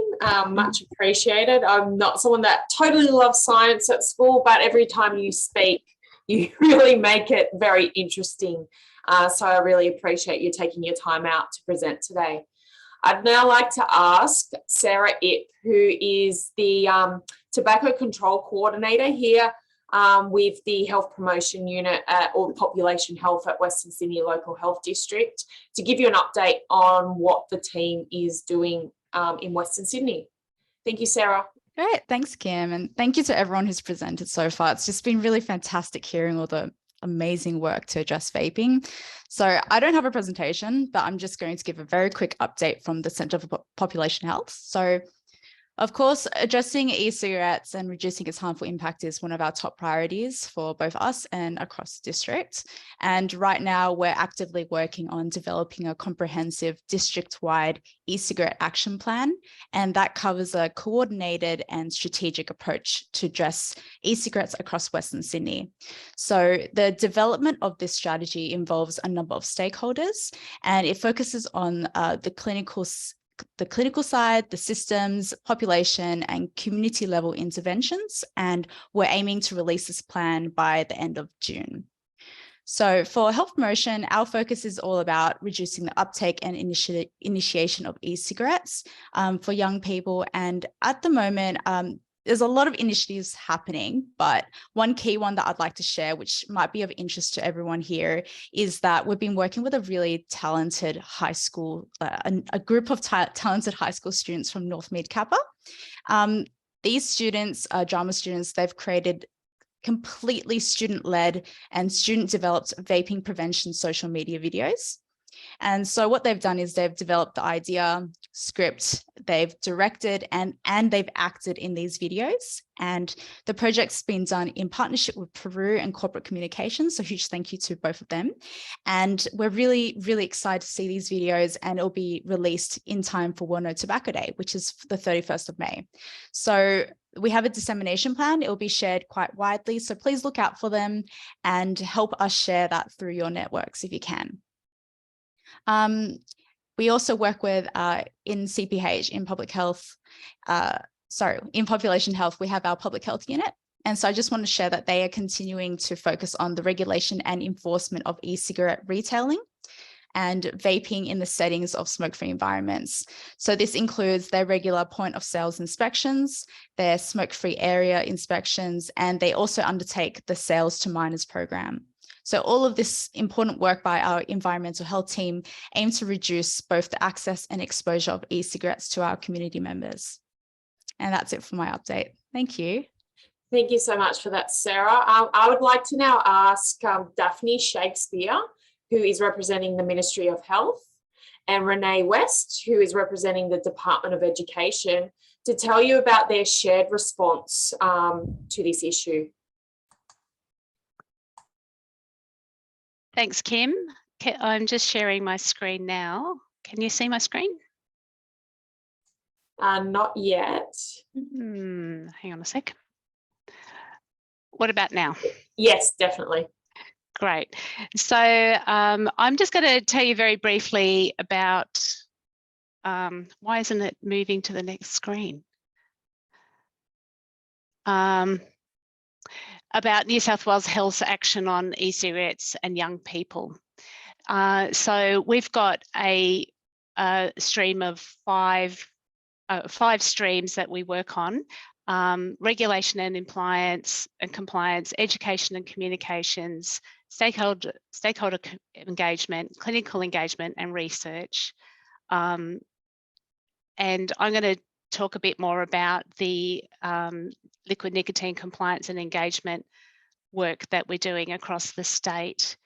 So I won't go into detail with this slide because everyone knows about the regulation of e-cigarettes in New South Wales. We have a compliance enforcement teams that go around the state, as Sarah mentioned, in each district. So it's a comprehensive liquid nicotine compliance and enforcement program. And if you think about this, something like 20,000 retailers across the whole of the state that sell nicotine, tobacco and e-cigarettes, and we only have a very small workforce out there going to doing inspections. But however, over the last 18 months, we've seized almost 200,000 e-cigarettes and e-liquids containing nicotine, estimated around 6.1 million. And we've successfully prosecuted 14 retailers over that same time. So New South Wales Health is getting increasing numbers of complaints from the general public about retailers illegally selling the, liquid nicotine or nicotine e-cigarettes. And these complaints are used to inform our enforcement activity around New South Wales. So I've put the links there on how you can let us know if you see any illegal activity. And in that, I've also included Crime Stoppers there. And you can look on the website, see we update regularly how our teams are doing. And just today, our team came back from in some inspections, and they'd confiscated thousands of product. And this happens daily. So, but it's still, there's still so much of it out there. And I just want to quickly touch on what we're doing to inform young people. We released a Do You Know What You're Vaping campaign last year. It was aimed at young people to tell them about the facts about vaping and address some of the myths and increase awareness about the health impacts of vaping. There was some social media on Instagram, Facebook, TikTok, etc. There was also some, this was complemented by a resource toolkit, and which are also available on the New South Wales Health website. So the resources are, there's posters, social media copy, school newsletters, content, and this was developed in partnership with Education and Cancer Council in New South Wales. And it's also translated into 10 community languages. So that's it from me. Thank you.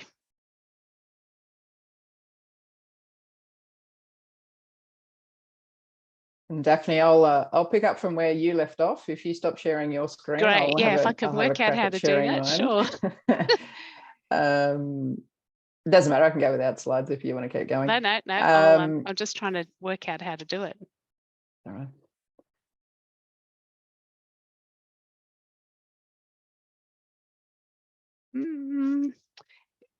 Kim, are you able to disable that? I don't know how. I'm just looking into myself disabling that. That's okay. There we go. There we go. Thank you.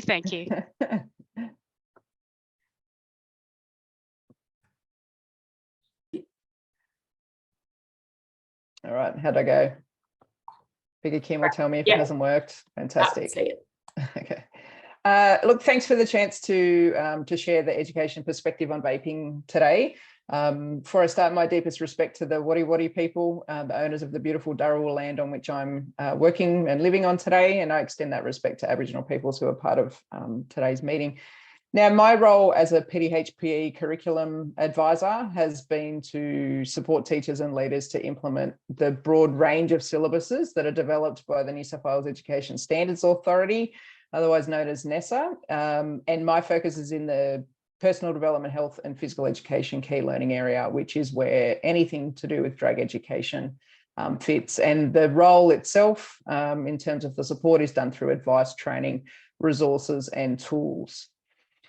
So as we've heard today, vaping is a community issue, continues to impact school communities. From the department's perspective, our drugs in schools policy covers possession and use of alcohol, tobacco and e-cigarettes on school premises. Schools are to be vape-free and smoke-free environments, but we know that that requires whole school action, and we've heard about some of that action today. The department has reviewed the drugs in schools policy to ensure that it includes e-cigarettes and to make sure that it's reflective of changes to legislation. The policy itself is under further review to support schools and leaders to be able to take the action that they require to support students and the broader school community in relation to e-cigarettes and all drugs. And we're doing that in line with other policies that are currently being reviewed. Now, as a department, and I've heard it a few times today about working together, and we've certainly worked with key stakeholders over the last 2 years. We've been reviewing national and state data and trying to work with a range of stakeholders across government agencies to support schools, and particularly to support the audiences that are attached to school communities. Parents, carers and young people and teachers have been our focus. So we have worked with New South Wales Health as the experts to promote the campaign and the campaign toolkit that Daphne just spoke about. Schools have been accessing those materials to particularly the posters that have been sent to every New South Wales government school across New South Wales to make sure that there's some consistent messaging within the school, and also to increase awareness for schools, staff and students. As a result, I think we've heard that teachers are more familiar with particularly what vapes look like, so what they're looking for and also the harms associated with vaping. And we've also worked collaboratively with a few of the local health districts to support some local initiatives to address vaping in school communities and look at how we could use some of that learning to scale up. The department is part of cross-government working groups, and we are looking at a range of interventions, and some of those have been mentioned today, and I'm sure everybody has seen things that are in the media at the moment. So a range of options are being explored that could be used within the school and outside of the school, and looking at what else could be done. But this project today is a great example of a school-based intervention and a network of schools working together as a whole community. We are currently working on developing more advice and support for parents and carers to engage in conversations to make sure that what's happening in the home is supporting what's happening within the school and vice versa. Last year, we partnered with the P&C Federation and New South Wales Health to deliver a webinar for parents focused on the overview of vaping and what it is, actions that are taken, and how parents can support their child and their school. And that recording is publicly available, and we continue to promote that to schools, and we're really looking to extend on that this year. Now, because vaping is a community issue, our work is focused on the whole school community because everybody has to play a key role. So leaders, teachers, students, parents, carers, community members, and also local organisations. For students, drug education content is included in the mandatory personal development, health and physical education syllabus, or PDHPE as it's known, from kindergarten to year 10. And in New South Wales government schools, we have a course for year 11 and 12 students that's called Life Ready, and it has drug education content in it as well. Now, because we know that drug education or prevention should begin before children and young people are likely to face situations where they have to make decisions about drugs or drug use, or before behavioural patterns have been established, learning about vaping or about e-cigarettes generally occurs in the curriculum from years 5 and 6. But schools have flexibility to address issues based on student and community needs. And so if there was ever a need to address that earlier, it could be done. Now, the department has released vaping specific curriculum materials, or teaching and learning materials with training or professional learning, as we refer to it, for teachers. And these curriculum materials are aimed at students in years 7 to 10. So last year, we developed and released 2 comprehensive learning sequences, which address the key messages of vaping through the PDHPE K-10 syllabus content, and meet the outcomes of the syllabus. And we were lucky enough to be able to work alongside New South Wales Health and New South Wales Cancer Council in the development of the learning resources, which meant that the research-based messages are embedded within the learning. And that the materials of the statewide campaign could also be used within the learning sequences as well for consistency of messaging on a state level. Those resources are available publicly on the department's PDHPE curriculum website. So any school across New South Wales or across Australia can access those resources. And we have other states and territories that are talking to us about those resources at the moment. We really designed the sequence around what we found in the evidence about characteristics of Generation Z and Generation Alpha students who are currently in our schools, to make sure that there was a research-based skill development model embedded within it. So the learning itself is interactive, very much built around empowering students to challenge and understand the facts about vaping, but also to develop the skills they need to be able to decipher media and social media marketing, as well as refuse vaping and advocate for safe decisions, behaviours and environments. We as a department certainly want to keep focusing on students as agents of change, and we really appreciate and want to keep learning from the work that is being done by the PERU team in partnership with the schools within this project. We've delivered a range of professional learning to teachers and leaders to ensure that they've got the skills and confidence to deliver those vaping teaching and learning resources. And we're currently working with Cancer Institute New South Wales on some cessation training for teachers and leaders as well, looking at supporting young people to quit using vapes or to help their friends or family members to quit.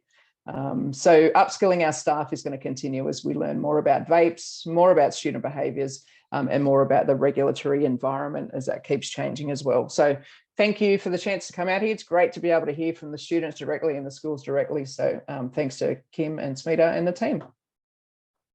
Thank you, Renee. And just to let everyone know, we are running 10 minutes behind. We have 2 further speakers, but we're going to ask, I'm going to beg both Renee and Matthew Peters to do a very brief concluding remark. And I have one more slide for acknowledgement. So without further ado, Renee, can you just briefly give us some concluding remarks? Renee Bitoon is our professor of nicotine. Can we have the slide, please?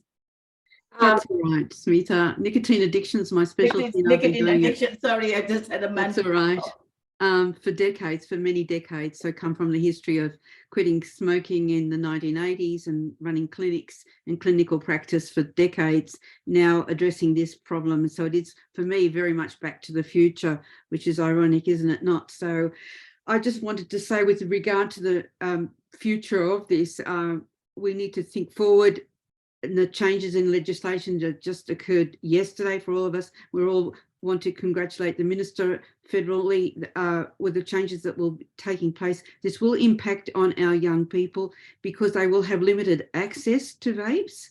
And I just wanted to put up a heads up really to remind everybody, just because people initiate into vaping, young people do for whatever reasons that have been discussed and described today are very important. That may not be the same reason they continue to do it.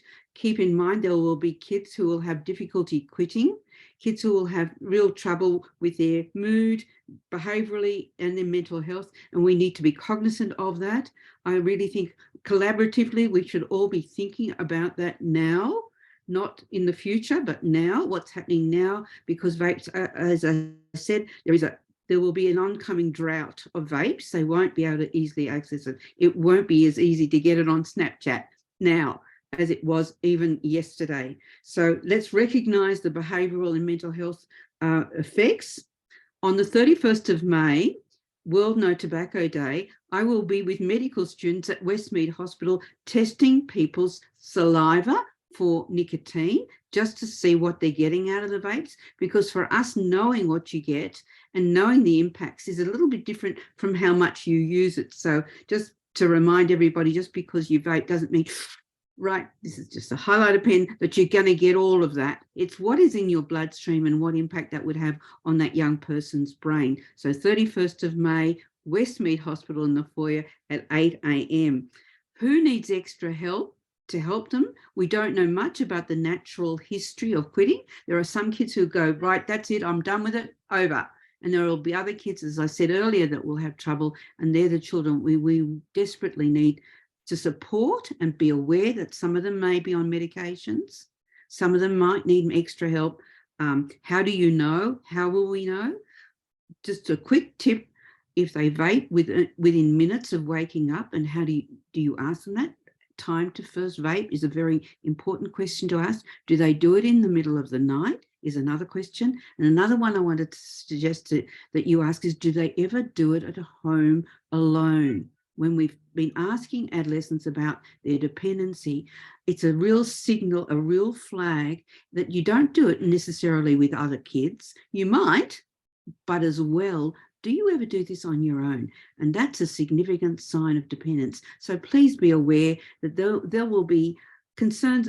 I think we all collaboratively need to be aware of the future for our young people right now. Thank you. Thank you, Renee. And I invite Professor Matthew Peters, a respiratory physician from Concord. Matthew, you have 2 minutes challenge. Sorry. Okay, thanks everybody, and what an exceptional afternoon it's been. Clearly Minister Butler laid out the future for vaping regulation in this country. As I see it, we've got a preparatory phase and then an implementation phase. Do not believe for a moment that those people who are proponents of vaping have been sitting on their hands, and do not believe that they haven't war gamed this scenario. And I'm a bit more sanguine than Renee is, because I believe that their key tactic will be to flood the market with ultra cheap vapes so that we have an impossible situation to deal with young people. And they will not care if people suffer severe psychological consequences if eventually this is their strategy. This is based on industry that kills 2/3 of its long-term consumers. So I think we have to be very smart. It's clear the federal government has set the rules. The state government is stepping up, as Daphne has said, in terms of enforcement, and will need to. And the ultimate aim must be that we get the pattern of the spread of electronic cigarette use and the intensity of use down a gentle slope to the point that the regulations announced on Tuesday come into place. We cannot afford to have a further uptick, and we can't afford for it to go at the same level and then suddenly hit a cliff. So our key strategies are doing all the things that you've done with kids, what the kids are doing themselves, what you're doing for kids, with kids, and we'll achieve a gentle slope down in the pattern of use and then get to the changes foreshadowed by the Minister. And that's as political as I'm allowed to be because I'm a public servant. Thank you. Thank you, Matthew. Really appreciate you keeping to time. Kim, final slides, please. So just back to our Moving Waves Phase 4, as people have already mentioned, we are working with our general practitioners, pharmacists, academics, pediatricians, and adolescent experts in looking at how we can support kids that are already vaping or have nicotine addiction. So please do come along to, if any of you are clinicians, there will be advertised on some of the work that we're doing, and we are hoping to work with Moya and others to look at brief interventions. Our ultimate goal is to empower our students to take control of their lives and to say no to harmful effects like e-cigarettes and to influences such as the tobacco company. That's what our dream is, and I think we can work together. As we conclude this meeting, let us remember that whilst the issue of e-cigarette use in young people is complex, it's not insurmountable. This week is particularly significant as the government has announced plans to both ban e-cigarettes and provide funding for prevention and cessation efforts.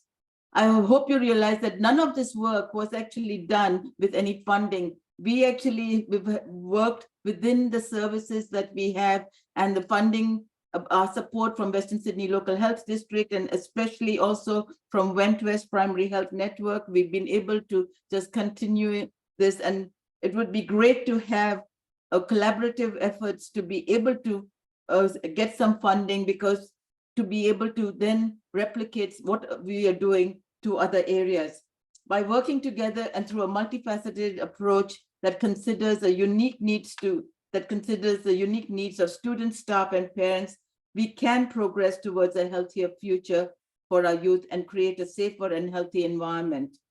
Thank you to all for joining in this important conversation, and let's continue working together a healthier future for our youth. I would like to thank all our participants and speakers, and we have one final slide on acknowledgement. Can we have? Oh, sorry. Yeah, I already put that slide up. Oh, sorry. Because I'll put it up again. For good measure. Sorry. I didn't see that. I was too busy looking at my notes. Okay. For good measure, it is back on. Just to make sure, of course, I have a fabulous, we're a small team, but we're a fabulous team. We've been working day and night, as you can see, in this area. Most importantly, we'd like to acknowledge our student, staff, and parents from our schools. We have a vaping, unpacking vaping special interest groups, both for prevention and cessation. A lot of people have been involved in these groups, and we thank them for their ongoing support.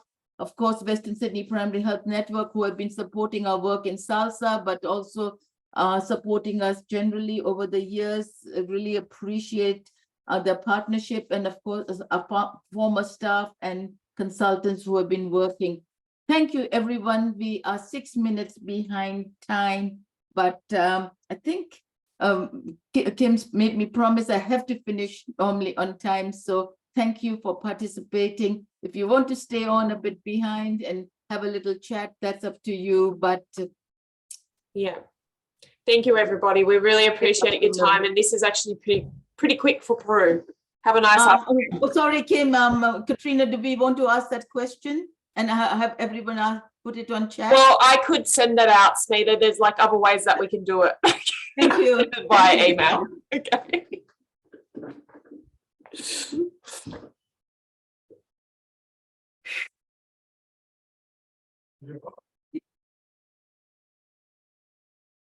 Look at you all spotlighted and big.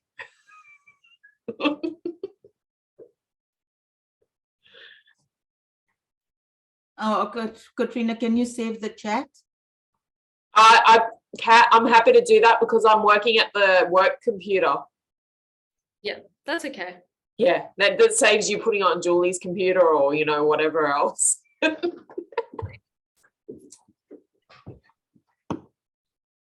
I think. Nice to see you, Kim. Nice to see you too, Julie. Job. Great presentation from both of you. Like, it's so important. Julie, that was fantastic. The two of you were just absolutely, I think the duo that I think you should be out there presenting this. This was fabulous and really. I'm going to stop recording, just letting you know. Thank you.